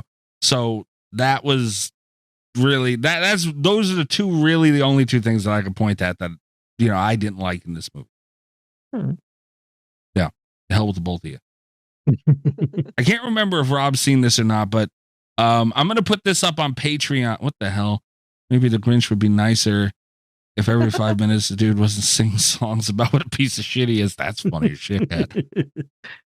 All right, so I'll put that meme up with my lunch from Wednesday, the Gabagooli thing on Patreon. And I'll also put this one up. Cressy, that we were talking about earlier, Rob, sent this meme to Huff, who then sent it to me. And I feel like I should share it with you guys. That meme. Yeah, this thing got passed around a little bit, and it came from Huff, so You like that? I figure you can understand. Kat, I don't know if Rob's seen it. Kat, I know you haven't. This is what I had to see, so now you and all the patrons have to see. Oh yeah, I saw this. Oh God! Look, why is it furry, Rob? I don't know, but I do remember talking about it. As a matter of fact, this is when I tapped out of that conversation. So I'm done. I've seen enough. It's a Grinch fleshlight, ladies and gentlemen. So the Grinch fleshlight has. And you got that from Cressy. Maybe Cressy sent in the pasta one. I was gonna say, I think he does need to be investigated because he was a suspect earlier today, and now he's sending us a different fleshlight meme. Well, no, Rob knows this one came from Cressy or Huff, one of them. So me, Will, Thrill me, and the Oompa Loompas have to have a meeting with Cressy and Huff. And don't forget to take Hugh Grant. No, that's an interview. That's something different. We will be talking to him too, though. All right. Are we ready to get into reviews and facts about this thing? I just want to say, because I did send that Grinch meme and promptly forgot about it, but since it came back, that's the kind of Christmas horror movie I would want to see about the Grinch, is one where he's just like a normal dude, except he's green and furry, and everyone keeps thinking about what an asshole he is until he snaps. That would have been amazing. I would watch the shit out of that movie. That is a pretty good premise, not gonna lie. Okay, but yeah, I'm out of stuff to say about this one. I feel like I had a lot of criticisms about it. I don't know. My score, I would not be surprised if I still somehow had the highest score for this, because it's easier to talk about the stuff that I don't like with movies. But I didn't, it's not like the hour dragged on too long, it was fine. It was fine to have on in the background. It's just I don't have a lot of positive things to say about it. It was the longest 90 minutes of my life.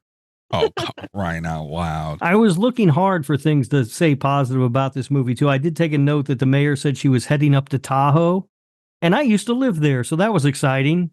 Oh, wow. Yeah, my brother has a friend named that same name as the guy they said, like, just dumb stuff, trying to find something positive to say about this movie. Damn it.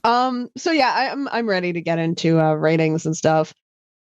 Rotten Tomatoes has this one a little bit all over the place. It actually has fewer than 50 verified ratings, which is worth noting. Because it does impact the Rotten Tomatoes score. It does have enough that we got like an estimate though, because if it has like, none, we don't get an accurate tomato meter. It just gives up.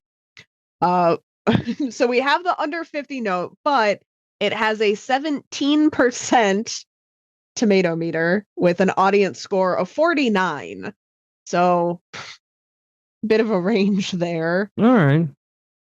IMDb has it right in the middle at 3.8 out of 10. Okay.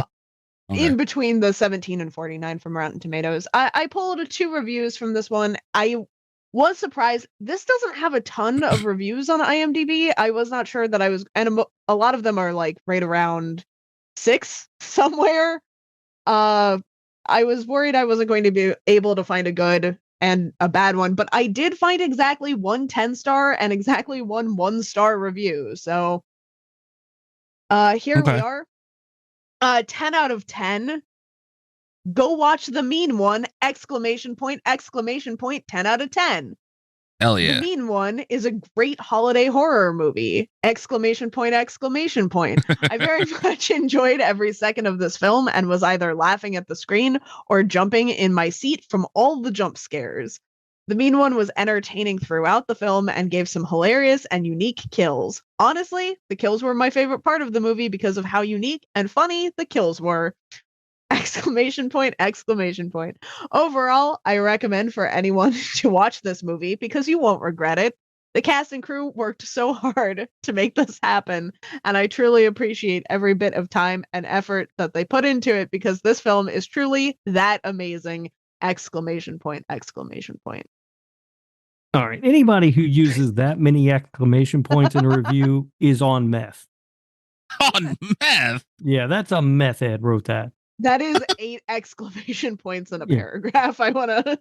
Yeah. And they were jumping and scared at all the jump scares. I don't remember a single jump scare in this movie. I don't think there were any jump scares in this movie. But when you're on meth, everything's a jump scare. I also want to point out that it's never a good sign, even in a 10 out of 10 review. I feel like it's never a good sign if you have to bring up how hard the cast and crew worked. You guys bring that shit up all the time for those shitty B movies. I don't want to hear that.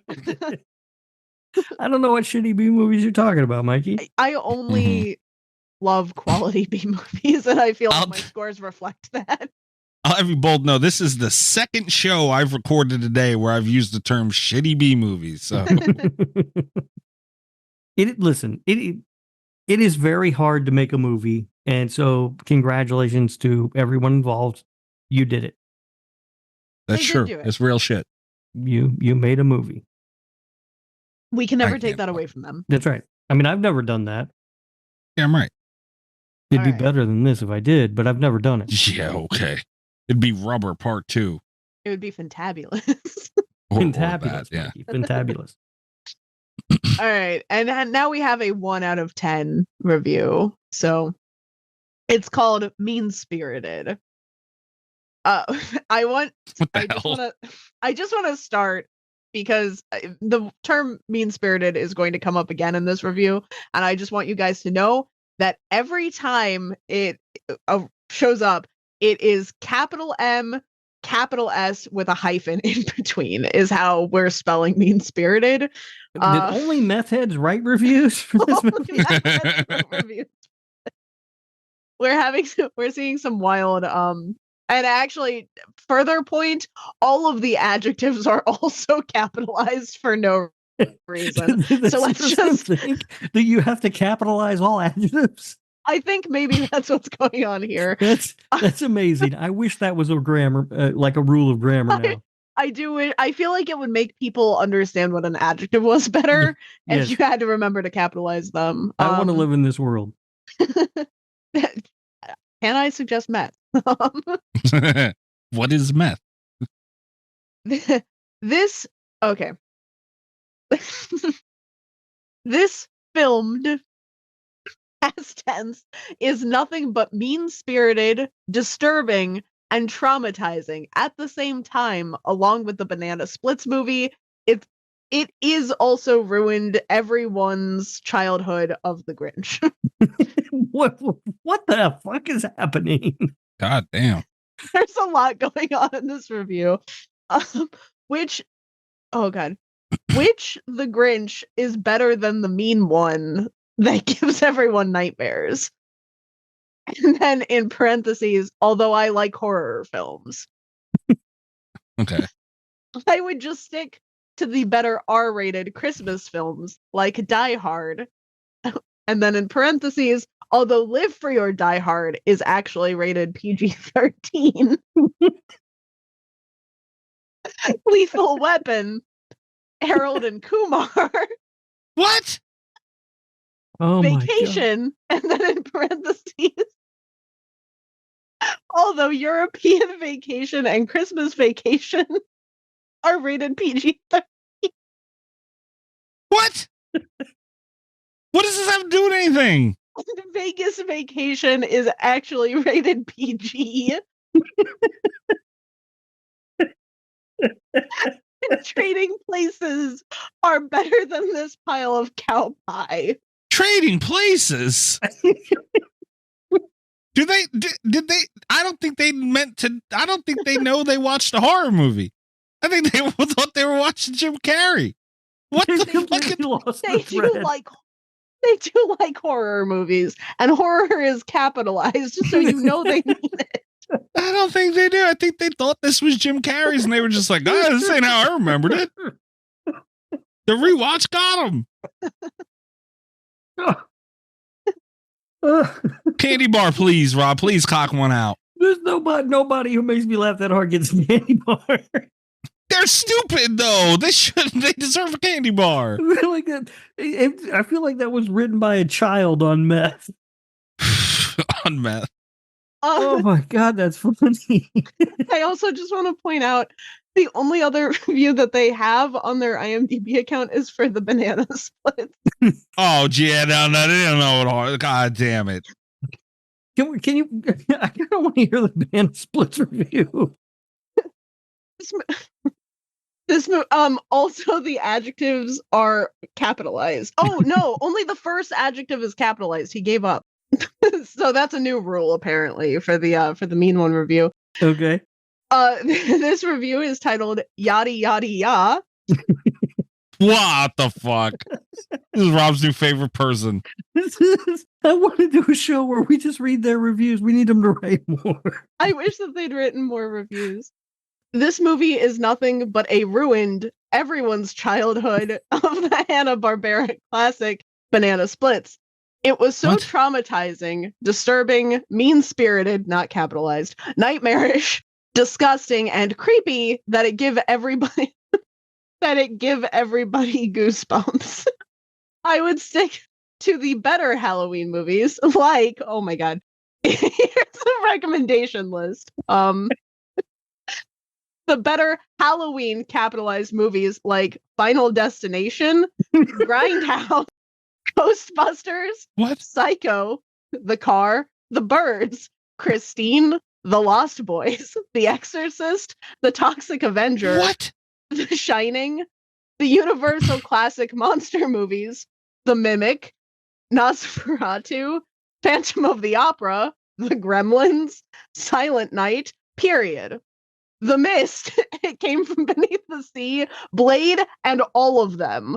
All of these Halloween movies are movies that I like better than the Banana Splits movie. All right, those Halloween movies. What the fuck is this guy doing? These are Halloween movies, Mikey. I know, but for the Banana Split review, I know, that's what I'm saying. Banana Split. It has nothing to do with nothing. I also really like that he suggests that these are all the Halloween movies. God damn. I'm a little disappointed that he didn't give us the rating for each Halloween movie. Like, how am I supposed to know which one's PG-13? I'm also a little bit disappointed with that. Oh my god. We're doing the slashies. He got in before the end of 2023. He's the dumbass of the year. He's getting that award, this guy. Jesus. Him and Shark Fizzle will share it. Oh my god. I haven't Also, I laughed just that wanna hard in a long time. I also just want to clarify, he's been an IMDb member for 10 months. He seems to have joined the same day that he posted the Banana Splits movie review. That's what did it. And then he waited and brought up the mean one so he could talk about how much he hated the Banana Splits again. Seems to be what happened. I mean, look, I will say I watched the Banana Splits movie last night for the first time, and he's not wrong. It's a bad movie. No, it's fun. But oh my god, I like that he hated it so much. He was like, I have to create an account, and tell the world how this gives everyone the goosebumps. It gives everyone the goosebumps. Everyone. Oh my god, that was fantastic. That saved the show right there. This show's not going to suck at all. People are going to hear that.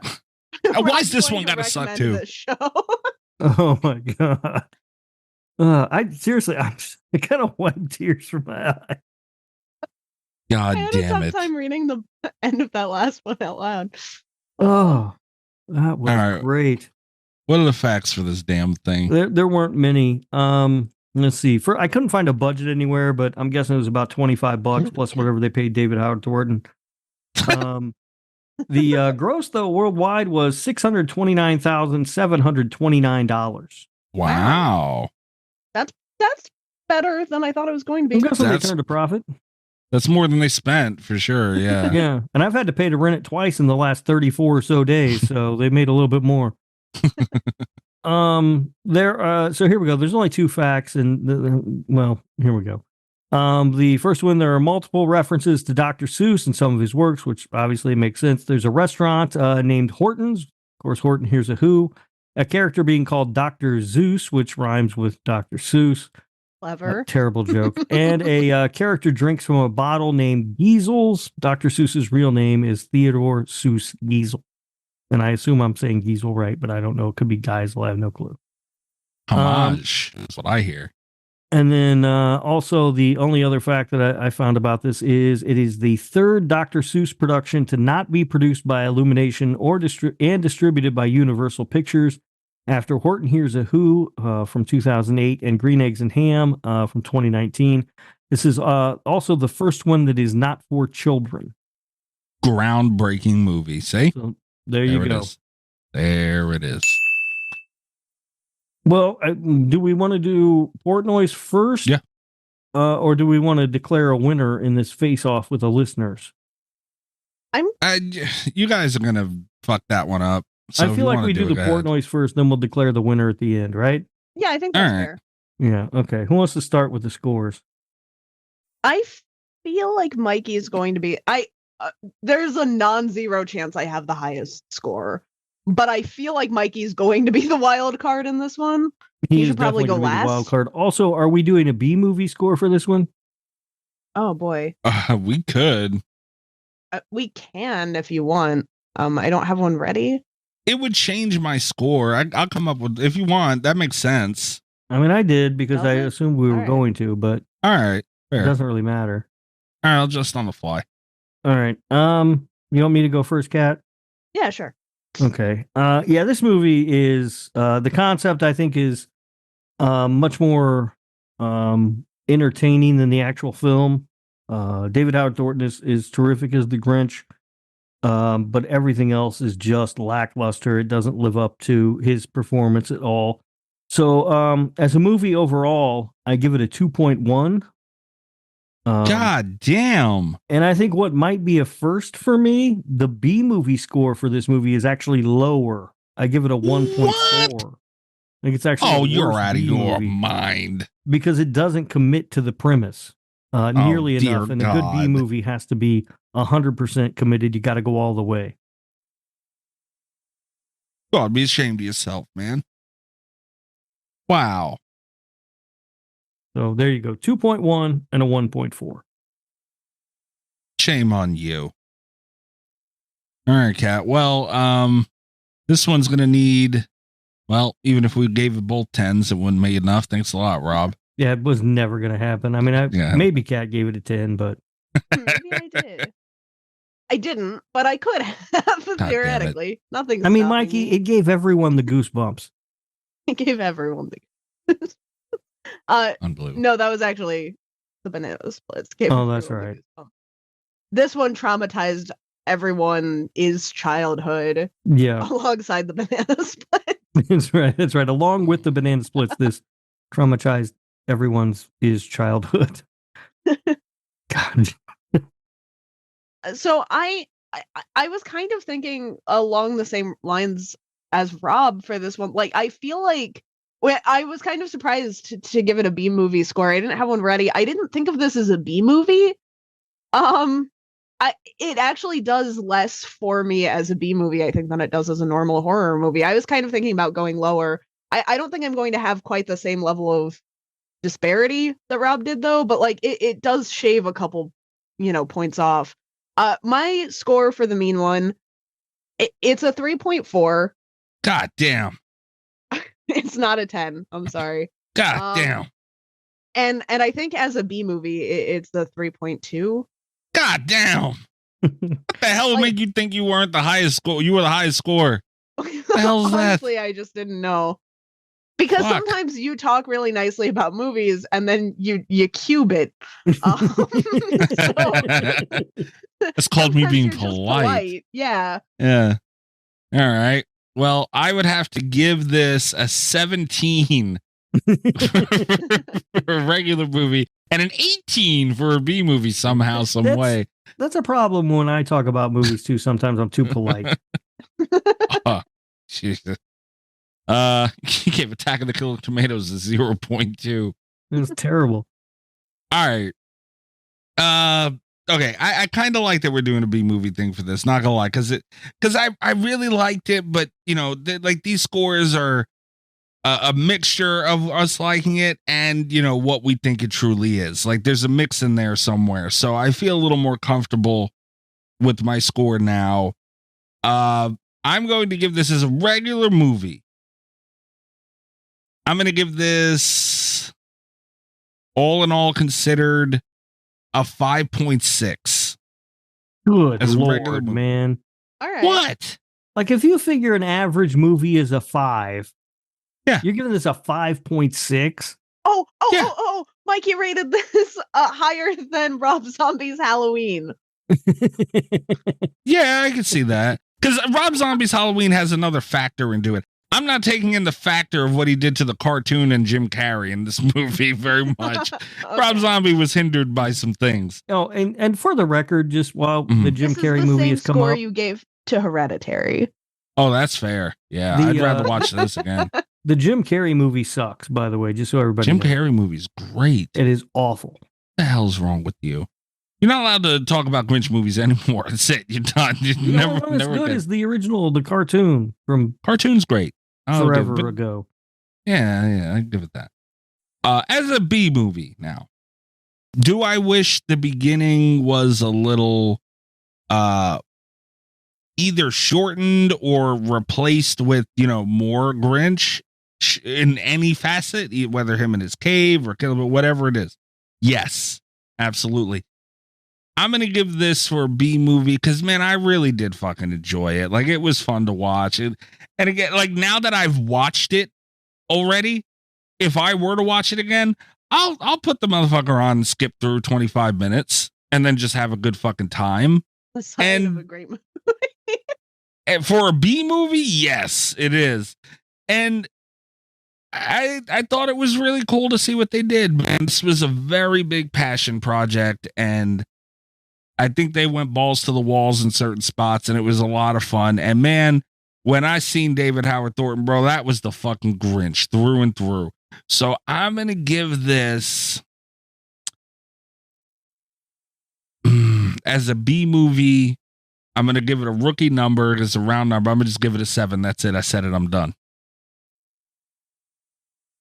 Yep. I'm sorry, what? 7. 7. Not to be confused with the movie that was mid. 7. My audio must have cut out. I thought you said 7. Yeah, that is correct. Ooh, that might be your highest B movie score. Oh, easily. I really like this. I'm looking back now to confirm. But For one of the worst B movies we've watched. Absolutely not. Higher than you gave Thanksgiving. Yeah. Oh, Well, yeah. You gave this a higher score than Thanksgiving? Absolutely. Thanksgiving is a masterpiece, Mikey. Higher than Bad CGI Shark. Oh, yeah. Oh, no, Another I brilliant take it movie. back. We, for whatever reason, gave Jason Takes Manhattan a B movie score. Yeah, I don't know why we did that. And I don't know why we did that, but you did score that one a 7.7. So it's in the same realm for you as Jason Takes Manhattan, is what I've learned. Which goes to also tell me that you guys fucked up and that should be approved because I did my part, god damn it, and both of you ruined that. But we can live with yourselves. What? I don't know. Why would we give that a B movie score? I don't know why we gave don't it. It's fucking Paramount film. Had a huge marketing campaign. I'll figure it out. I'll listen back. And Rob, I'm going to fast forward. I exactly gave it a slasher radio approval score for the B movie, which I don't understand Rob. why we did this. So What'd I give it for a B movie? you gave it a 4.7. You son of a bitch. You son of a bitch. That seems high. Ruined it. All right. So yeah, I think the patrons won. You guys obviously, we also didn't figure, what's funny? We kind of just assumed we were going to lose and we didn't even figure out how we are going to really figure this out. Yeah. I mean, that was going to be the bit, right? It was going to be like, we're going to lose every year to the patrons. This is going to be probably the running thing. And then Kat picked The Apology, and I was like, well, yeah, I mean, clearly we're going to lose again. And then the patron said, hold my beer and pick this fucking thing. I honestly thought this bit is dead in the water because we're going to win next year. Yeah, well, next year they don't stand a chance. I honestly thought we were either going to watch The Killing Tree or Santa's Sleigh starring WWE superstar Bill Goldberg. So I kind of just figured on hype alone, those were going to push through to beat The Apology. So I didn't really think about getting here, honestly, but I guess it's just the majority rule here. And I'm sorry, guys, I tried. I think we can look at the Portnoy also. Had they picked Santa's Sleigh starring WWE superstar Bill Goldberg, they would have definitely won. I just want to point out. Portnoy's fair point out, Kat. Yeah, I think the Portnoy is a good way to do it. It's one of the reasons why I thought we should do the Portnoy first. Also, I think that The Apology, and I talked about this strategy when I picked The Apology, I knew I was going to win. You did. You called it, Kat. You said it was going to win, and I didn't believe you because that movie doesn't really deserve to win much. It won with a 5.2, though. Let's be fair. No, it's not like it. I said it was going to be kind of a underwhelming pick, but we're running low on Christmas movies. I did not know when I said that the brain existed. Right. They should have picked Black Christmas. That'd have been an auto dub. Well, we already did Black Christmas. We already did. Yeah. Yeah. Could we do really Black veto? Xmas. Oh. Yeah, we can't do movie. I don't think we can do a movie we already did. That's true. That's true. Well, we could just come on, read our Portnoy scores, and call it a week, I guess. That's the thing, is because we're running out of the Anna and the Apocalypse, Inside, Black Christmas. Those are the, Santa Jaws. Those are the 4 best, and then we have like Jack Frost, which obviously 10 out of 10. Sure, Jack Frost 2, Attack of the Killer Mutant Snowman, which is an 8 out of 10. Mm-hmm. And then we like what? Those are the best Christmas movies. We're entering like almost double-digit number of good Christmas horror movies. There aren't that many more. Better Watch Out was better than The Apology. I said it. It was not. Better Watch Out is extremely mid. It's not mid. You said The Apology was mid. Which is more mid? Is the Battle of the Mid? Yeah, that's a tough battle because The Apology is pretty mid too, to be honest with you. So what were the Portnoys then? The final tally. The Apology had a 5.2, and the Mean One for a regular movie got a 3.7. For a B movie, it got a 3.9. Okay, and I would like to also patrons point out both my scores for the Mean One were higher, so no one can get mad at me. Chris, I'm talking to you. There's nothing to get mad about. I mean, clearly this is not a better movie than The Apology. I think I would rather watch this again than The Apology. Because this is fun. Like, if we're talking textbook. It's not fun. That's the problem with the movie. I had fun. I had a lot of fun. I truly did. That motherfucker was hanging from a tree, man, and she almost left him. How did he even get on the goddamn tree? He comes out of jail and then he's stuck in a tree. That's funny. I don't understand you two.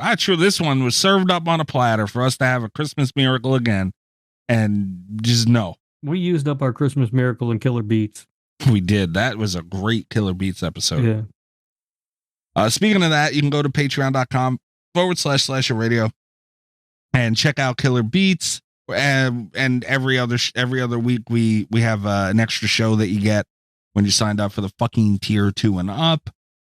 All kinds of extra content on there, Easter egg, all that shit. And what else? Slasher Radio on Twitter. You can follow us there. Our video, our interview with Matthew Kote got over 12,000 views today. So we appreciate everybody for checking that out. I think that's really it. Like I said, check out the Patreon, patreon.com/Slasher Radio. You can check me out on Twitter at Mikey Zed if you would like.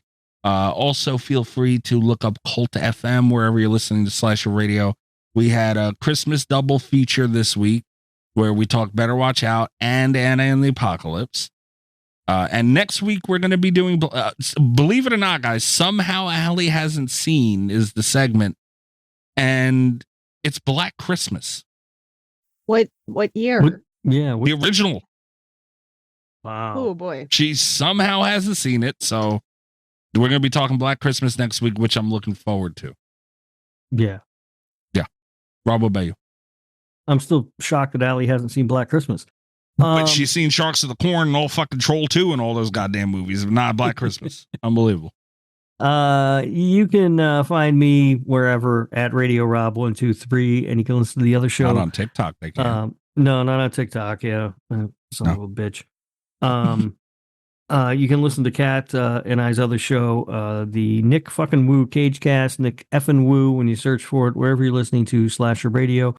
We're going to be talking about the 1995 movie Leaving Las Vegas, which for a period of time was my favorite movie ever.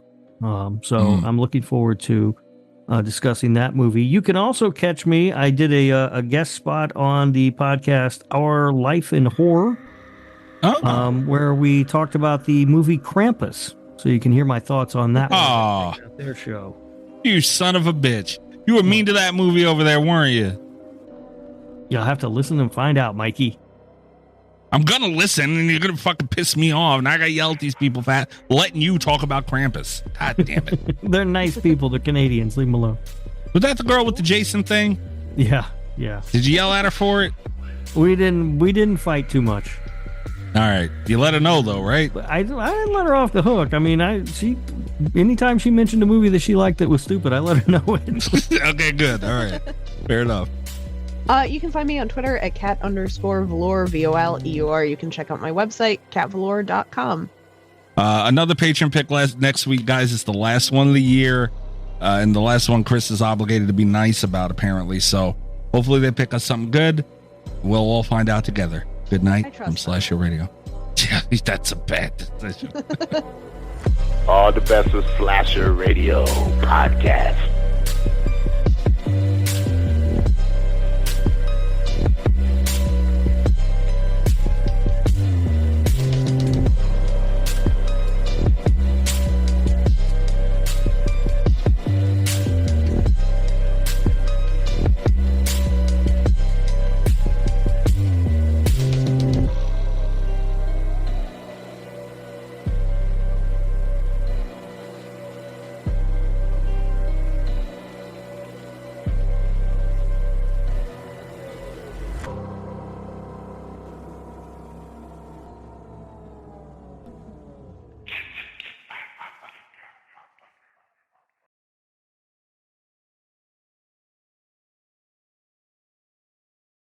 If you're a podcast host, listen up, this one's for you. My name is Allie Jackson. I'm the host of Finding Mr. Height, a dating and relationship podcast that I've been doing for 4 years now, sharing my positive and practical approach to dating that's built on my own life experience. And I wanted to share another experience that I've had, my secret behind monetizing my show. It's called Red Circle, and I was just telling my colleague about how much I love their platform. With Red Circle, not only am I getting a seamless hosting experience, but I also love the support I receive in ad sales. It's not just typical ad sales either. It's targeted opportunities based on my show and my life. And the platform is super simple. You just set your preferences and Red Circle matches you with sponsors that align with your show. You can vet every opportunity and their platform gives you great analytics. More recently too, my Red Circle team has brought me opportunities outside of my podcast on social media to really augment the podcast partnerships, bring them full circle. I just can't recommend them enough. If you want to give it a try, go to redcircle.com to get your free trial. That's redcircle.com for a free trial.